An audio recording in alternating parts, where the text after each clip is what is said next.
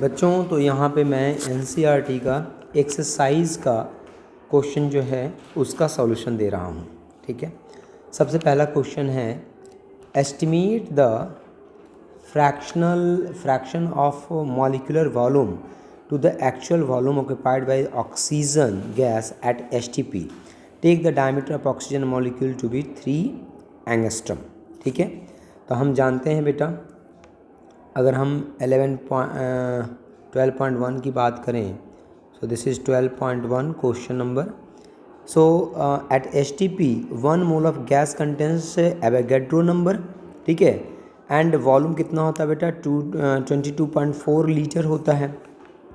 ठीक है, eight STP जो 1 मोल जो होता है, 1 mole of a gas contains Na, this is Avogadro number, and volume कितना होता है, volume is equal to 22.4 litre.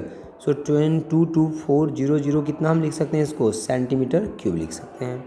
So molecular volume कितना हो जाएगा, molecular volume and molecular volume is equal to 4/3 and this is pi r cube into कितना हो जाएगा, this is Na हो जाएगा. so this is equal to इसकी value 4/3 4 pi upon 3 की जो वैल्यू हो जाएगा 4.19 इंटू 1.5 इंटू 10⁻⁸ सेंटीमीटर, और इसका कितना हो जाएगा whole cube into 6.022 into 10⁻23. This is the Avogadro number.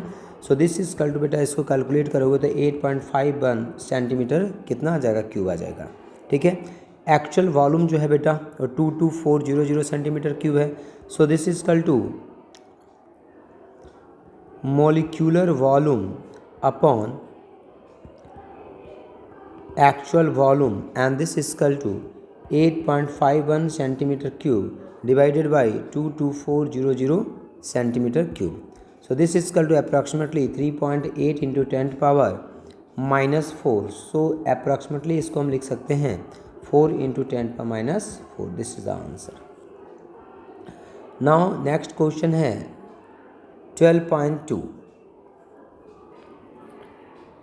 12.2 में बेटा molar volume is the volume occupied by 1 mole of any gas at the standard temperature and pressure STP atmospheric pressure so that it is 22.4 liter.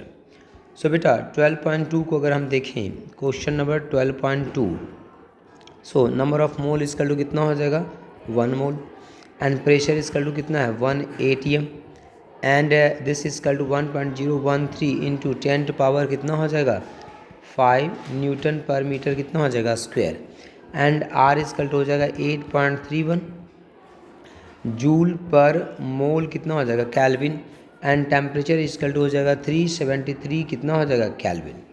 So P V is equal to कितना होता है, this is equal to NRT होता है. So we is equal to कितना हो जाएगा, this is NRT upon कितना हो जाएगा P. So this is equal to V is equal to हो जाएगा यहाँ पे आपका 1 into 8.31 into 273 and divided by 1.013 into 10 power कितना 5. So this is equal to 0.0224 and this is equal to कितना metre cube. So volume is equal to 0.0224 and into 10 power 3 litre.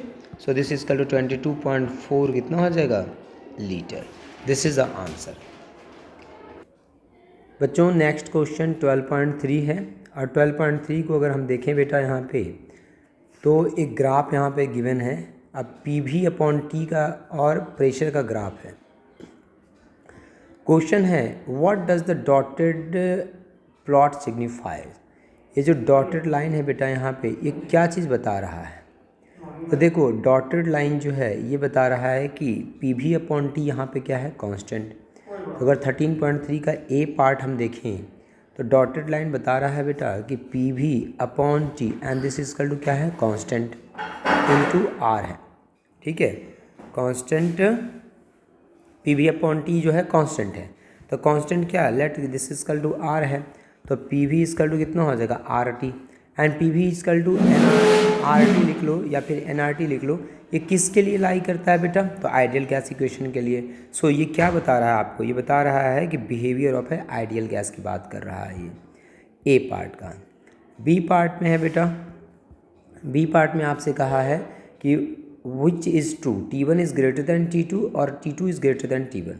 तो अगर हम देखें बेटा यहाँ पे, तो T2 is greater than T1 is greater than T2। क्यों? क्योंकि जो आइडियल गैस इक्वेशन है बेटा ट्रू होता है only at high temperature, high temperature के लिए ही ट्रू होता है बेटा, ठीक है। वेयर आप इंटरमोलिकुलर अट्रैक्शन को नेगलेक्ट कर सकते हैं, ठीक है। तो T1 जो है closer to the dotted line है एंड दैन T2 से, सो हम कहेंगे T1 is greater than T2, क्योंकि जो आइडियल गैस इक्वेशन है ट्रू होता है एट हाई टेम्परेचर के लिए बेटा। सी पार्ट को अगर हम देखें, सी पार्ट में आपसे कहा है कि what is the value of PV upon T where the curve meets on the y axis. जहाँ पे वाई एक्सिस पे कर्व मीट कर रहा है, what is the value of PV upon T where the curves meet on y axis, ठीक है। तो अगर इसकी वैल्यू हम फाइंड करें बेटा, तो हम जानते हैं सी पार्ट के, तो हम PV इक्वल टू क्या जानते हैं बेटा? So PV equal to NRT, so this is equal to PV upon and this is T equal to कितना होता है? This is NR।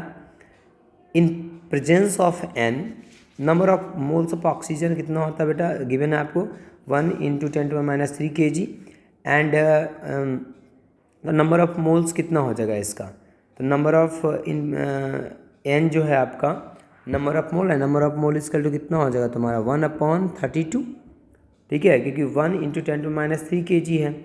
So this is equal to PV upon T and PV upon T equal to N × R।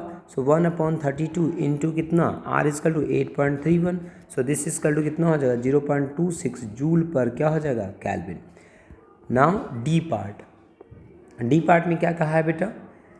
D part में है, D part में यहाँ पे आपसे कह रहा है कि if we obtain similar plot for 1 × 10⁻³ kg of hydrogen would be get the same value of PV upon T at the point. जहाँ पे आपने जो थर्ड पॉइंट आपने किया, तो इस पॉइंट पे आपने निकाला ना PV अपॉन T का वैल्यू, PV अपॉन T का वैल्यू, तो बोला कि अगर ऑक्सीजन के जगह पे, क्योंकि ये गिवन था पहले ऑक्सीजन, बोला कि ऑक्सीजन की जगह पे अगर हाइड्रोजन हो जाएगा तो क्या same point if we obtain similar plot for 1 × 10⁻³ kg of hydrogen would be get the same plot PV upon T at the point where the curves meet on the y axis.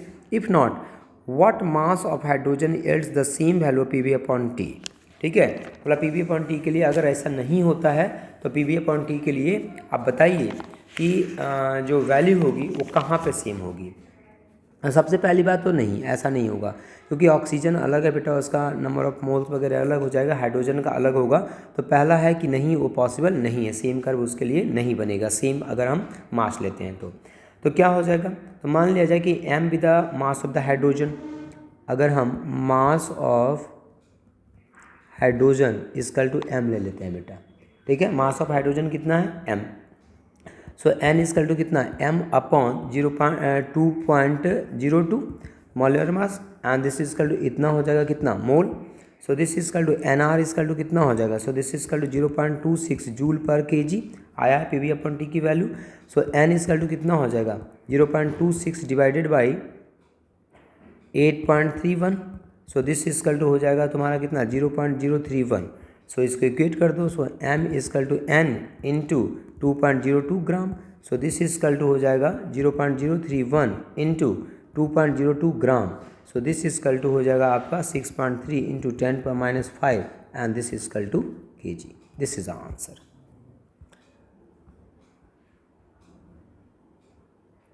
Next question है बेटा 12.4। An oxygen cylinder of volume 30 liters has an initial gauge pressure of 15 atm and temperature of 27 degrees Celsius. After some oxygen is withdrawn from the cylinder, the gauge pressure drops to 11 atm and its temperature drops to 17 degrees Celsius. Estimate the mass of oxygen taken out from the cylinder. तो बेटा 12.4 में आपको given है pressure P1 equal to कितना? 15 atm and this equal to हो जाएगा 15 into 15 into ये हो जाएगा, अगर एटीएम को कन्वर्ट करोगे तो 15 इंटू 1.01 इंटू 10 कितना? 5 पास्कल या newton per metre square and V1 equal to कितना है 30 लीटर है बेटा, 30 लीटर से, and this is equal to 30 into 10⁻³ कितना मीटर क्यूब हो जाएगा। एंड T1 इजकल टू कितना है, so this is equal to 300 kelvin हो जाएगा। सो P1 V1 equal to NR कितना हो जाएगा, this is equal to N1R into T1। So this is equal to N1 यहाँ से फाइंड कर लोगे, N1 की वैल्यू 18.3 कितना आ जाएगा, मोल आ जाएगा। वैल्यू कैलकुलेट करोगे, सब वैल्यू पुट करोगे तो ये आ जाएगा। फॉर इसी तरह से P2 के लिए निकालेंगे बेटा, P2 इजकल टू कितना है 11 ATM। So this is equal to 11 into 1.01 into 10 power कितना 5 पास्कल। एंड जो V2 है बेटा, this is also 30 litres. So this is equal to 30 into 10⁻³ कितना 3, this is metre cube. And बेटा T2 इजकल टू टेम्परेचर जो है वहाँ पे 290 केल्विन हो जाएगा, क्योंकि 17 डिग्री सेल्सियस है तो 17 + 2 73 290। और यहाँ से N2 निकालोगे बेटा आप, फिर P2 V2 आप क्या लगाओगे, P2 V2 equal to N2R into T2। यहाँ से N2 निकालोगे, N2 इजकल टू 13.8 क्या आ जाएगा, मोल आ जाएगा आपका। So mass of the gas taken out from the cylinder कितना हो जाएगा, mass of the gas taken out from cylinder, and this is equal to हो जाएगा बेटा 18.3 minus 13.8। So this is equal to 4.5 mole हो जाएगा बेटा। और अगर मोल को हम कन्वर्ट करें बेटा, तो यहाँ पे ऑक्सीजन लिया है, सो 4.5 into 32 gram. So this is equal to 0.144 and this is equal to कितना kg। This is the answer. Next question 12.5 में बोला है कि an air bubble of volume 1 centimeter cube rises from the bottom of a lake 40 centimeter deep at temperature of 12 degree Celsius. To which volume does it grow when it reaches the surface, which is the temperature of 35 degree Celsius? तो देखिए question number 12.5, question 12.5। तो बेटा यहाँ पे सबसे पहले initial volume of the bubble कितना है, V1 equal to 1 centimetre cubic. So this equal 1 into 10⁻⁶, this is equal to metre cubic. And initial pressure P1 equal to कितना होगा, तो atmospheric pressure and plus 40 millimetre अंदर है तो 40 मीटर ऑफ वाटर कितना हो जाएगा, column. So this is equal to P1 equal to हो जाएगा बटा 1 ATM 0.013 इंटू 10⁵ प्लस पास्कल में and plus 40 into h rho g. So h equal to 40 metre, density of water equal to 1000 into 9 point कितना हो जाएगा 8। सो ये टोटल किस में आ जाएगा, पास्कल में। कैलकुलेट करोगे बेटा तो कैलकुलेट 4.933 इंटू 10⁵ कितना आ जाएगा, पास्कल आ जाएगा। ठीक है, इतना पास्कल आपका answer. So final pressure on the bubble कितना हो जाएगा बेटा, final pressure P2 and this is equal to कितना हो जाएगा 1 ATM एंड दिस इजकल टू 1.013 इंटू 10 पर कितना हो जाएगा 5 पास्कल हो जाएगा।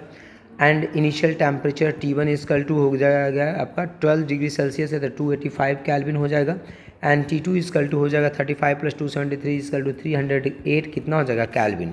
सो फिर बेटा लगा देंगे हम P1 V1 अपॉन कितना T1 equal to P2 V2 upon कितना T2। So V2 equal to कितना हो जाएगा P1 V1 upon this is T1 into this is T2 upon कितना P2। सो T2 अपॉन कितना हो जाएगा P2। So V2 equal to सबकी value put करोगे यहाँ पे बेटा तो 5.3 इंटू 10⁻⁶ आपका मीटर क्यूब आ जाएगा। This is metre cube, this is the answer. Next question is 15.6। 15.6 में आपसे बोला है estimate the total number of air molecules inclusive oxygen, nitrogen, water vapors and other constituents in a room of capacity 25 meter cube at a temperature of 27 degree Celsius and 1 atm pressure। यहाँ पे Boltzmann constant आपको यहाँ पे given है। सो देखिए बेटा यहाँ पे 12.6। So question number 12.6। तो यहाँ पे आपको volume is equal to 25 metre cube आपको गिवन है, टेम्परेचर हो जाएगा बेटा 300 केल्विन एंड और आपको गिवन है यहाँ पे प्रेशर। अगर हम देखें तो pressure equal to atmospheric pressure. So this is equal to 1 ATM 1.01 into 10⁵ कितना हो जाएगा, pascal. And N equal to कितना हो जाएगा बेटा यहाँ से, so this is PV upon कितना KB इंटू T। सबकी वैल्यू पुट करोगे बेटा तो कितना हो जाएगा 6.10 इंटू 10 पर कितना हो जाएगा 26। This is the answer. Next देखें 12.7 में, तो estimate the average thermal energy of a helium atom at room temperature. The temperature on the surface of sun is this and temperature of the 10 million kelvin. ठीक है, सो बेटा temperature हम जानते हैं कि जो काइनेटिक एनर्जी होता है, ठीक है, average kinetic energy K equal to 3/2 into KB into कितना होता है T, and this equal to 1.5 KB into क्या लिख सकते हैं T। तो डिफरेंट डिफरेंट टेम्परेचर पे निकाल लीजिए आप, ठीक है। नंबर 1 में जैसे 27 डिग्री सेल्सियस है तो टेम्परेचर इक्वल टू कितना 300 केल्विन हो जाएगा, तो काइनेटिक एनर्जी K1 निकाल लो। इसी तरह से टेम्परेचर जो दूसरा है बेटा 6000 केल्विन है, तो यहाँ से K2 निकाल लो, एंड वैल्यू पुट करना भी आपको बोल्ट्जमैन कांस्टेंट आपको गिवन है, ठीक है। एंड थर्ड में बेटा 10 मिलियन केल्विन मतलब 10⁻7 केल्विन, यहाँ पे आप K3 निकाल लो यहाँ पे। तो सब टेम्परेचर आप वैल्यू टेम्परेचर पुट करोगे, बोल्ट्जमैन कांस्टेंट पुट करोगे, आंसर आ जाएगा आपका। क्वेश्चन नंबर अगर 12.8 देखिए बेटा, तो 3 vessels of equal capacity have gases at the same temperature and pressure. The first vessel contains neon, the second contains chlorine, and the third contains uranium hexafluoride. Do the vessel contains equal number of respective molecule? Is the mean square speed of the molecule is the same in the 3 gases? If not, बेटा देखो तो 12.8 में मैं यहीं पे इसको बता देता हूँ आपको कि 12.8 में पहला में है कि all gases have the same number of molecule. पूछा है ना आपसे कि do the vessel contains equal number of, yes Avogadro law यही तो कहता है कि ऑल गैसेज हैव द जो है उस क्या होगा सेम नंबर ऑफ मॉलिक्यूल्स होगा। दूसरा बोल रहा है बेटा रूट मीन स्क्वायर, तो VRMS कितना होता है बेटा, so VRMS is to the root under 3p/ρ होता है। तो लेकिन तो VRMS सबका अलग अलग होगा, क्यों, क्योंकि सबकी डेंसिटी क्या होगी बेटा अलग अलग होगी। अब इसमें थर्ड पार्ट में जो है बेटा कि VRMS किसका सबसे if not in which case VRMS is largest, VRMS largest उसका होगा बेटा जिसकी डेंसिटी सबसे कम होगी, और सबसे कम डेंसिटी नियोन की होती है, ठीक है। नियोन की डेंसिटी, नियोन सबसे लाइटेस्ट है बेटा, तो इसकी डेंसिटी सबसे कम होगी, तो इसका VRMS सबसे क्या होगा ज़्यादा होगा बेटा। Now question number 12.9, at what temperature is the room mean square speed of an atom in an argon gas cylinder equal to the RMS speed of a helium gas at -20 degree Celsius.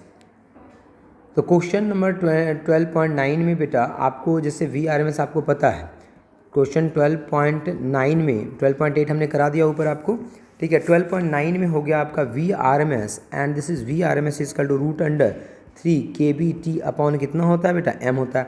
मास आपको given है, temperature आपको पता है बेटा, सो दोनों के लिए निकाल दीजिए, अलग अलग दोनों के लिए निकाल करके इक्वेट कर दो, वहाँ से आपका टेम्परेचर की वैल्यू आ जाएगी।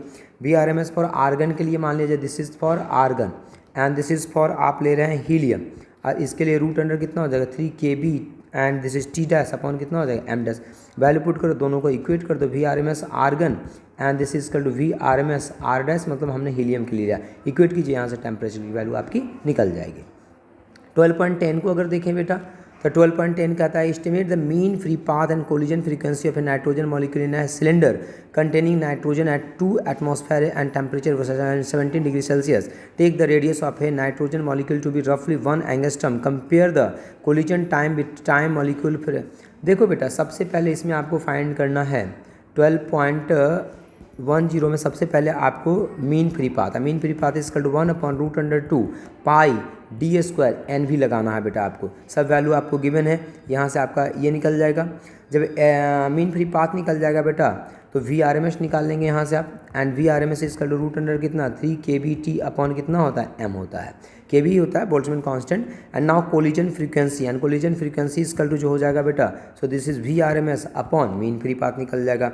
एंड टाइम कितना लग जाएगा बेटा, तो time taken for collision is हो जाएगा D/ कितना हो जाएगा, सो दिस इज VRMS हो जाएगा, सो ये निकल जाएगा। एंड T इज 1/, क्या होता है फ्रीक्वेंसी, ठीक है। तो यहाँ से बेटा आपका जो है टोटल टाइम पीरियड निकल जाएगा, या स्मॉल t निकलेगा, ठीक है, और एक कैपिटल T टाइम पीरियड आपका निकल जाएगा। So capital T/T equal to यहाँ पे निकाल लेंगे, और ये जो वैल्यू आएगा बेटा यही आपका यहाँ पे आंसर होगा लास्ट वाले पार्ट का, ठीक है।